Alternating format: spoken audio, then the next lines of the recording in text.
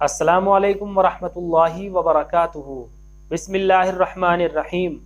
وللہ الاسماء الحسنی فادعوہ بہا، صدق اللہ العظیم۔ محترم ناظرین حضرات، آج ہم بات کرنے والے ہیں علیزہ نام کے بارے میں کہ علیزہ نام رکھنا بچی کے لیے کیسا ہے، اور اس نام کے بارے میں ایک سوال بھی کیا گیا ہے۔ سوال کچھ اس طرح سے ہے کہ مولانا صاحب علیزہ نام رکھنا کیسا ہے؟ اب وہ بچی 6 سال کی ہو گئی ہے، اب کیا کریں؟ Please reply. تو چلیے محترم ناظرین حضرات، علیزہ نام کی معلومات کو سمجھ لیتے ہیں۔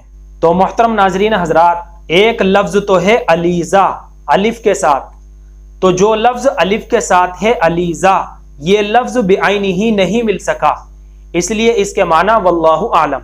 اور ایک لفظ ہے عین کے ساتھ علیزہ، تو جو لفظ عین کے ساتھ ہے علیزہ، یہ لفظ بھی بعینہ ہی نہیں مل سکا۔ البتہ عربی میں الز کے معنی گھبرانا، ڈرنا اور مائل ہونے کے آتے ہیں، اس لحاظ سے اس معنی کے اعتبار سے بچی کے لیے یہ نام مناسب معلوم نہیں ہوتا، اور نہ ہی یہ کسی صحابیہ کا نام ہے، اور نہ ہی قرآن کریم کے اندر اس کا کہیں ذکر آیا ہے۔ اس لیے اگر کسی بچی کا نام رکھنا ہو تو کسی صحابیہ کے نام پر یا نیک خواتین کے نام پر اچھا بامعنی عربی نام رکھا جائے تو یہ زیادہ بہتر ہے۔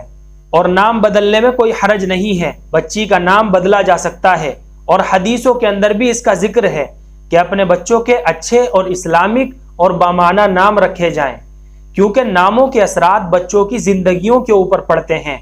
اس لیے جب بھی بچوں کے نام رکھنے ہوں تو انبیاء کرام یا صحابہ کرام، اور بچیوں کے نام رکھنے ہوں تو صحابیات یا نیک خواتین کے ناموں کے اوپر اپنی بچیوں کے نام رکھے جائیں تو یہ زیادہ بہتر ہے۔